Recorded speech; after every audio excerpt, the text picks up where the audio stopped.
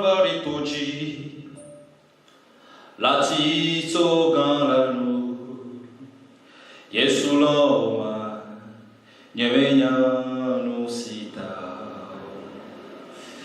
Le Calvary toji Lati Tsoganlanu Yesu Loma Nyemenya no sita Ao Eloma Nyemenya no sita Yesu Loma Nyemenya no sita Ao Eloma Nyemenya no sita Yesu Lomdo Yesu Loma Nyemenya no sita Le Calvary toji Lati Tsoganlanu Ao Yesu Loma Nyemenya no sita Ao Le Calvary toji Lati Tsoganlanu Yesu Loma Omenya no sita. Hallelujah. Éternel, nous te disons un grand merci en ce jour merveilleux. Jésus-Christ de Nazareth, merci pour ton amour infini dans nos vies. Aujourd'hui, c'est un nouveau jour, le deuxième jour de la troisième phase d'enregistrement des enseignements que tu as laissés à mon niveau pour ton peuple. Saint-Esprit, je te bénis pour cette journée merveilleuse. Je te glorifie pour cette journée incomparable. Que ton nom soit glorifié à jamais. Que ton nom soit élevé à jamais. Je bénis ton nom et nul n'est comparable à toi. Seigneur, devant ta Seigneurie, je m'incline et je demande que ta miséricorde remplisse ma vie, que ta faveur remplisse ma vie, que ta crainte remplisse mon âme et mon esprit, que ta personnalité m'inonde au nom puissant de Jésus, que ta Seigneurie m'inonde au nom de Jésus. Éternel, que le moi en moi soit assujetti à ta volonté. Viens parler à ton peuple en ce jour. Viens enseigner à ton peuple en ce jour. Viens parler à une femme quelque part dans le monde. Viens parler à un homme quelque part dans le monde. Viens parler à une jeune fille. Viens parler à un jeune garçon. Viens éclairer ton peuple en ce qui concerne cette fête chrétienne qui est la Pâque. Saint-Esprit, nous nous laissons à ta volonté. Nous nous laissons guider par toi. Que ta lumière illumine nos cœurs et nos pensées maintenant. En ton nom, Jésus, je me tiens dans ton sang précieux versé sur la croix du Calvaire. Et je fais taire toute mauvaise pensée.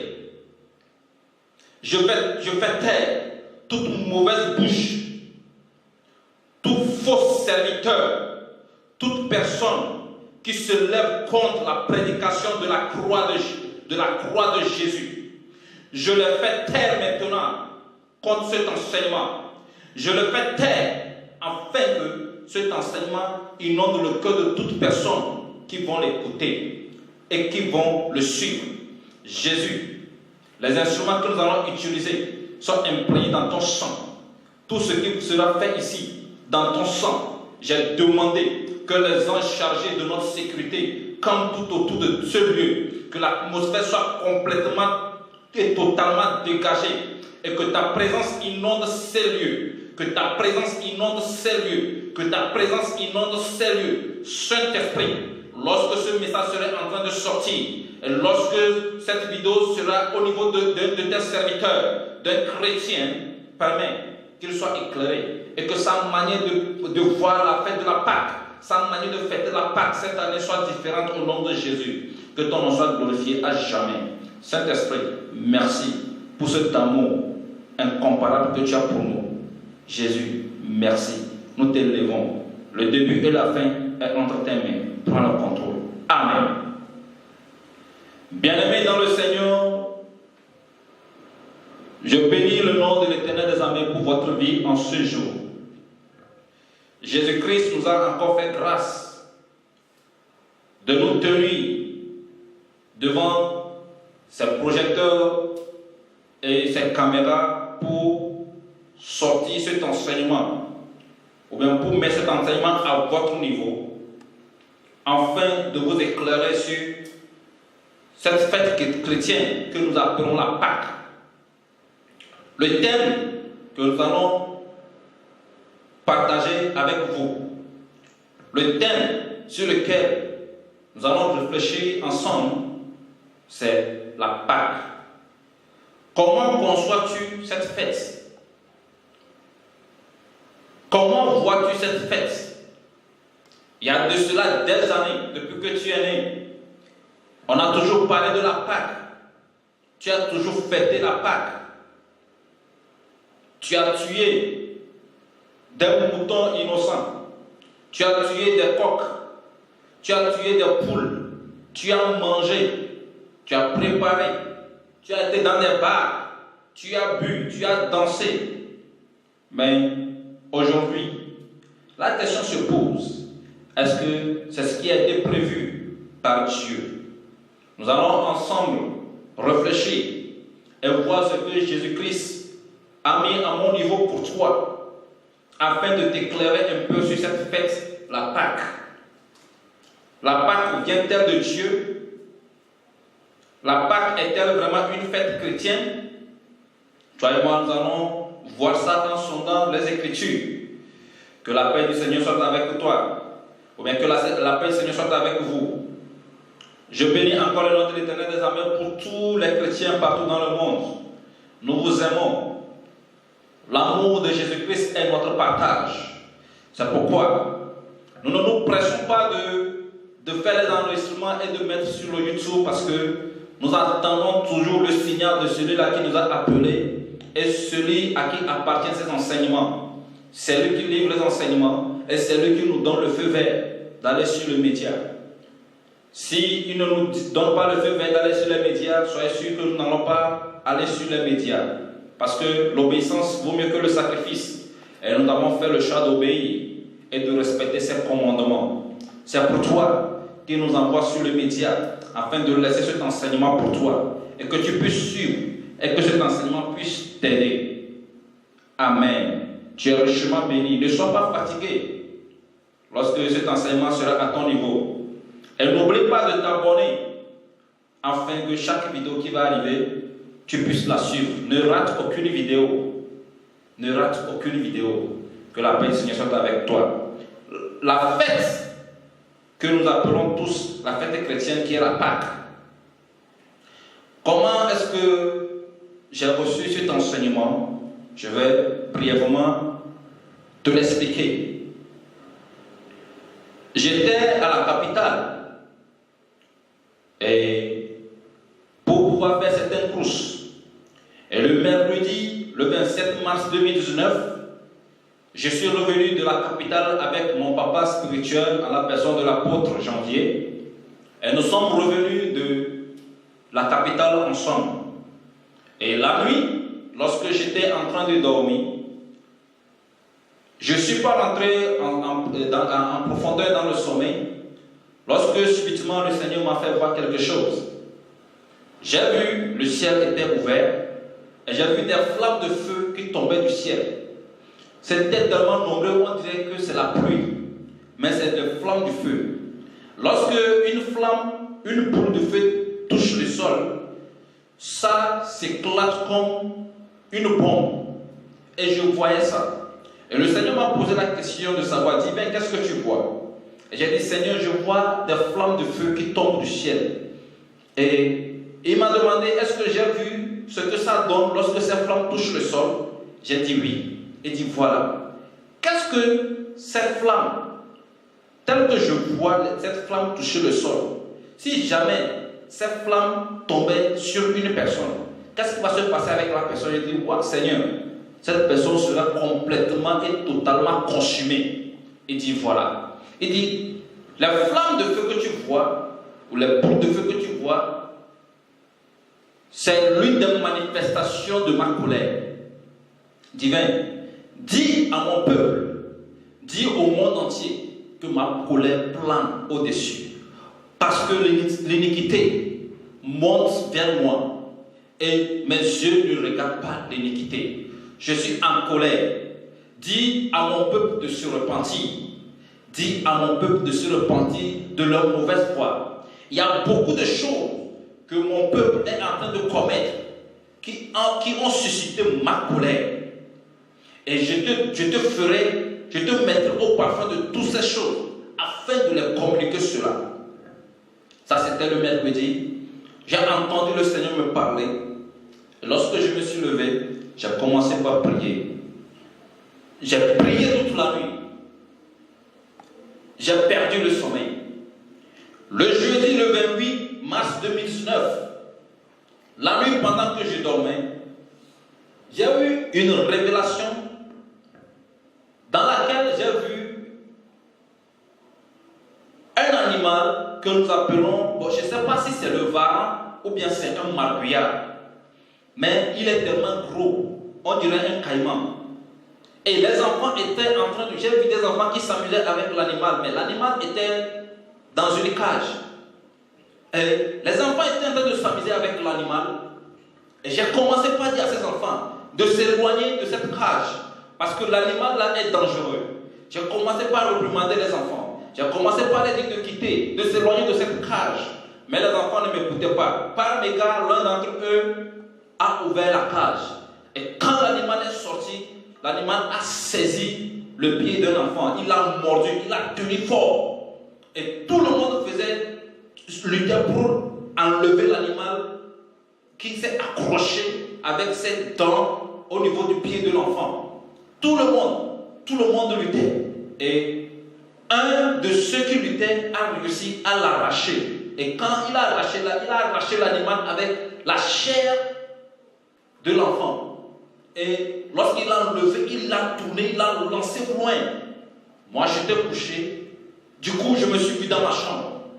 Et j'ai senti que il y a eu une présence qui est tombée sur mon lit, dans ma chambre. Et je me suis réveillé de mon sommeil. Et la voix me disait que l'animal est tombé dans ma chambre. Lorsqu'on l'a tourné, on l'a lancé, il est tombé sur mon lit. Que l'animal est tombé sur mon lit. Qu'on l'a envoyé pour pouvoir m'empêcher, pour me mordre et m'empêcher de continuer mon ministère. Et là, le Seigneur m'a dit de me lever et de commencer par prier. Et là, j'ai prié, le Seigneur m'a dirigé dans la prière, l'Esprit de Dieu m'a dirigé dans la prière. J'ai prié jusqu'à un moment, l'Esprit de Dieu m'a demandé de cesser. Et là, j'ai arrêté, je me suis adossé au lit. Du coup, j'ai senti la présence d'une multitude de personnes dans ma chambre. Et lorsque je me suis tourné, j'ai vu que c'était des gens habillés en noir. Et ces personnes sont arrivées pour m'appuyer. Et lorsqu'ils ont commencé par m'appuyer, ils n'arrivaient pas. Il y avait une puissance qui les repoussait. Ils faisaient tout pour pouvoir m'oppresser, mais ils n'arrivaient pas. Et l'un d'entre eux a commencé par me poser la question de savoir, tu as dit que tu as vu Jésus. Jésus te visite encore? Est-ce que Jésus vient vers toi encore? Il a commencé par me poser la question. Et j'ai commencé par dire, je lui ai répondu. La promesse que Jésus m'a faite, personne ne connaît cette promesse. Jésus ne cessera de me visiter jusqu'à la fin du monde. Aussi longtemps que sa venue serait retardée, ou bien aussi longtemps que Jésus ne va pas arriver, bon, je ne sais pas comment le dire, aussi longtemps que sa venue serait retardée, il continuera pas à me visiter. Il va continuer par me visiter. Et je lui répondais ainsi. Et je lui ai dit, tiens-toi bien, Jésus-Christ vient vers moi. En même temps, j'ai vu que ma dalle s'est ouverte. Et j'ai vu que une gloire est rentrée dans ma chambre. Et j'ai vu Jésus marcher vers moi. Et quand la lumière est rentrée, toutes ces multitudes de personnes habillées en noir se sont éparpillées, ils sont tombés, ils ont commencé par fuir. Et Jésus est arrivé, il dit, viens, je suis là. En même temps, je me suis réveillé. Et l'Esprit de Dieu m'a dit, prie. Je suis toujours avec toi, divin. Continue par prier. Et là, j'ai commencé par prier jusqu'au petit matin. Alléluia. J'ai continué par prier. Et le vendredi, j'étais bien portant. Ça s'est passé le jeudi nuit. Le vendredi, j'étais bien portant. Le samedi, pareil. Et le dimanche, j'étais aussi bien portant. Et la nuit, aux environs le dimanche qui était le 31 mars 2019, aux environs de 22h, j'étais en train de rédiger une lettre dans mon bureau. 22h30 et 22h40 en allant, j'ai commencé par voir flou. Je ne voyais pas bien dans mon bureau. Et du coup, bien aimé, j'ai senti la présence d'une fumée très blanche. Je ne sais pas comment le décrire. Très, très, très blanche. Et le bureau était plein. C'était rempli de cette fumée. Et j'ai commencé par me poser la question, qu'est-ce que c'est? Qu'est-ce que c'est? Et en même temps, arrivé un moment, j'ai senti que j'ai inhalé la fumée. La fumée est rentrée dans mes narines et j'ai commencé par tousser. C'est comme si on m'avait mis du piment et ça m'a saoulé, je suis tombé. Et j'ai commencé par crier parce que j'ai commencé par ressentir une forte chaleur dans mon corps. J'ai commencé par crier et je me suis tiré par terre. J'ai appelé maman et le groupe d'intercession. Tout le monde était dehors en train de prier. Moi, j'étais au bureau la nuit là. Et j'ai commencé par crier, mais on dirait que le Saint-Esprit a bouché leurs oreilles. Et j'ai commencé par entendre le Seigneur me poser la question de savoir, divin, est-ce que tu penses que c'est fini? C'est maintenant que ta mission commence. C'est maintenant que je vais te révéler des choses qui sont plus fortes que toi-même, que tu vas révéler au monde entier. Et le Seigneur commence par me parler. Jusqu'à un moment, je ne sais plus si j'ai dormi, qu'est-ce qui s'est passé, je ne sais plus. Seulement, j'ai senti, arrivé un moment, j'ai senti encore la fumée dans mes narines et je me suis réveillé. J'ai vu que j'étais au salon, par terre, et j'ai regardé l'heure, il sonnait minuit. Et j'ai senti que tous ceux qui priaient dehors, il y avait le silence. Là, je me suis levé, je suis sorti, j'ai appelé maman. Lorsque je suis parti appeler maman au retour, on dirait que ma chambre était devenue un four. Un four, je ne sais pas comment le dire. Il y avait une forte chaleur qui me brûlait partout. Et j'ai commencé par crier. J'ai commencé par crier. Tout mon corps me brûlait. J'ai commencé par crier. Là, je me suis allongé dans le canapé, mais ça n'allait pas. J'ai continué par prier. Par crier. Maman, j'ai appelé seulement maman. Maman ne savait pas quoi faire. J'ai demandé qu'on m'amène dans ma chambre. On m'a pris. Quand on me touche comme ça fait mal. Je crie. Quand une main me touche, ça fait mal. Je crie. Je ne faisais que crier. On m'a pris. On m'a amené dans ma chambre. Mais je continuais par crier. Et le Seigneur m'a dit de me lever, de faire doucement pour aller dans la chambre dans laquelle j'ai passé les 33 jours. Et je me suis levé, j'ai demandé qu'on m'amène là-bas. Et je me suis levé, j'ai marché. Je suis arrivé dans la chambre des 33 jours. Bien aimé, arrivé dans cette chambre dans laquelle j'ai passé les 33 jours devant la présence du Seigneur, à peine je suis rentré, j'ai senti la présence de Dieu. Et j'ai senti que le Seigneur m'attendait depuis. Le Seigneur m'attendait déjà. Et je me suis allongé. Il m'a demandé d'adorer. J'ai commencé par adorer. J'ai commencé par chanter. J'ai commencé par adorer. Jusqu'à arriver un moment. Je me suis calmé. Disons, j'ai senti que mon âme était sortie de mon corps. Et j'étais seul dans la chambre. Et j'ai remarqué toujours la présence des deux anges qui étaient, lorsque j'étais dans les 33 jours, l'un qui était à ma tête et l'autre qui était à mes pieds, ils étaient toujours là. Et mon corps était toujours allongé. Et le Seigneur m'a pris. C'est là que le Seigneur a commencé par me parler. Il dit, Divin, je vais te parler de quelque chose. Je vais te parler de la Pâque. Cette fête m'est très importante. Je vais te parler de la Pâque. Il y a de cela longtemps, mon peuple a fêté. Mon peuple a observé la Pâque. Mais la Pâque n'a jamais joué son rôle dans leur vie. Parce qu'ils n'ont rien compris.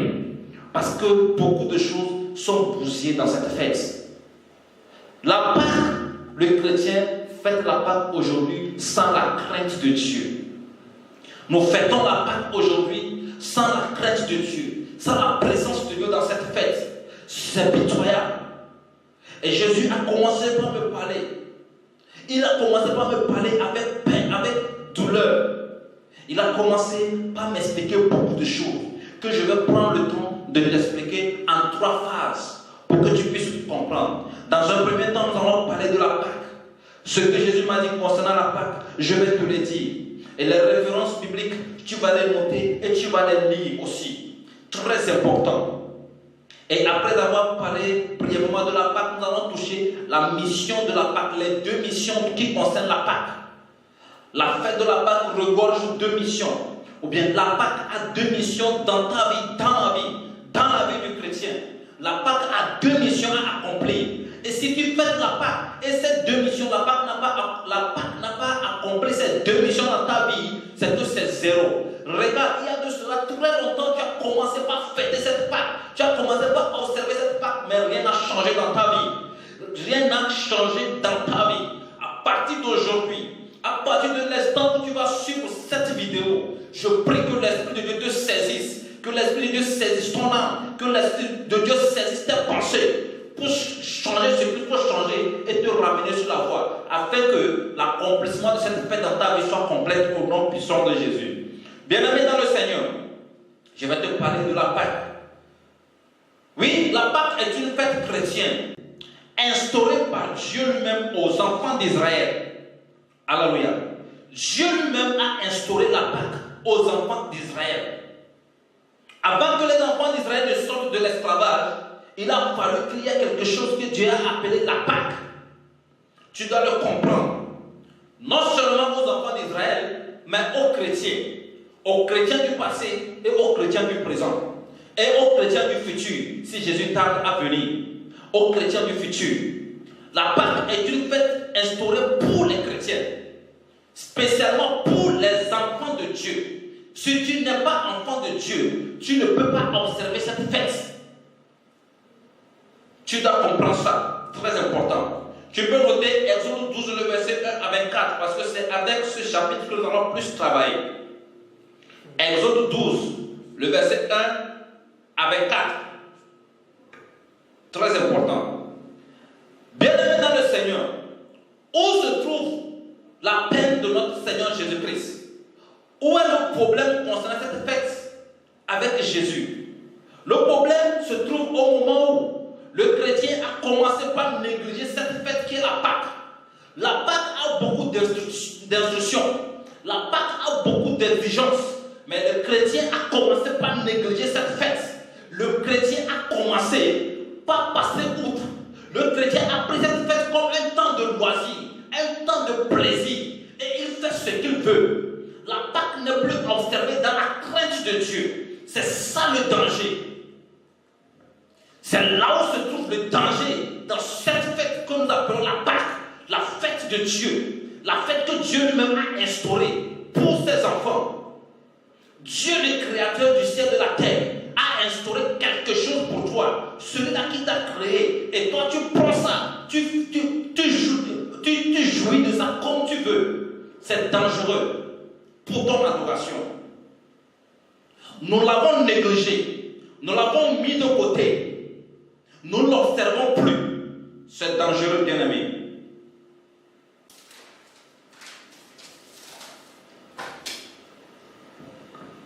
Si vous lisez très bien, dans le livre d'Exode 12, le verset 43, vous allez comprendre là-bas que les étrangers n'ont pas droit à fêter la Pâque. Qui on appelle étranger? Le païen. Quelqu'un qui n'a pas encore reçu Christ dans sa vie. C'est ces personnes qu'on appelle étrangers. Donc ils n'ont pas droit à fêter cette fête, à observer cette fête avec nous. Avec le chrétien, non. Ce n'est pas possible. Mais aujourd'hui, qu'est-ce qui se passe? Le païen et le chrétien restent ensemble pour fêter la Pâque. Ce qui est abominable devant la face de Dieu. Lorsqu'on parle de la Pâque, bientôt vous allez voir. Tout le monde va crier la Pâque, la Pâque. Les gens vont aller à l'église, sortir de l'église, aller dans les bars. Les gens vont sortir de l'église, aller dans les boîtes de nuit. Est-ce que la fête là, elle mérite d'être célébrée ainsi? Est-ce que la Pâque mérite d'être célébrée ainsi? Les gens vont sortir de l'église, aller faire de n'importe quoi. Les chrétiens qui vont boire se saouler parce que c'est la Pâque. Les gens vont prendre leur famille, aller rester dans les bars pour danser, pour faire de n'importe quoi, que c'est la Pâque. Est-ce que c'est ce que Dieu nous demande? Bien aimé, il est temps que nous corrigions ce qu'il faut corriger dans l'adoration pour pouvoir plaire à Dieu. Il est temps que tu reviennes à l'Écriture. Il est temps que tu reviennes à Dieu. Il est temps que tu reviennes sur les principes de Dieu pour pouvoir lui plaire si tu veux aller au ciel. Écoute très bien, moi je n'ai qu'un message qui pourra te préparer pour aller au ciel. Si ce n'est pas le cas, je ne vais pas me tenir devant cette caméra pour pouvoir te parler, non. Alléluia. La Pâque est une fête qui est remplie de la crainte de Dieu, mais le chrétien a mis ça de côté. C'est dangereux. Aujourd'hui, ce qui est interdit dans la parole de Dieu, c'est ce que nous voyons. Le chrétien et le païen, le chrétien et l'étranger, ils font un pour fêter la Pâque. C'est pas bien, c'est dangereux. Dieu est contre cela.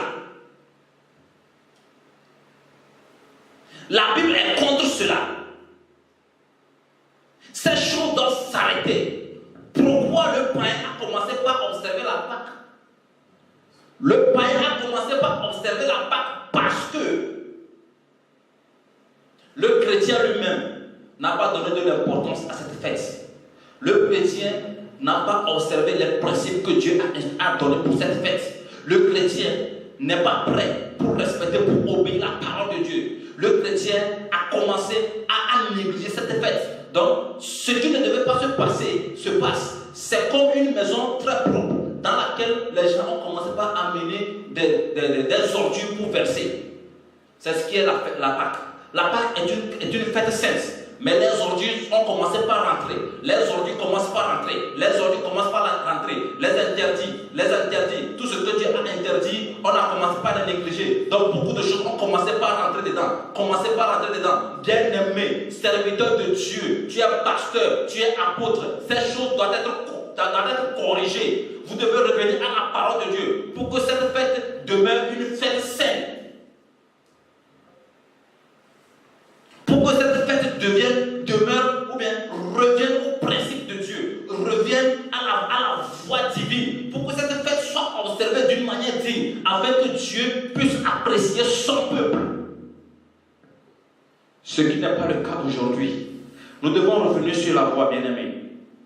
Nous devons revenir sur la voie.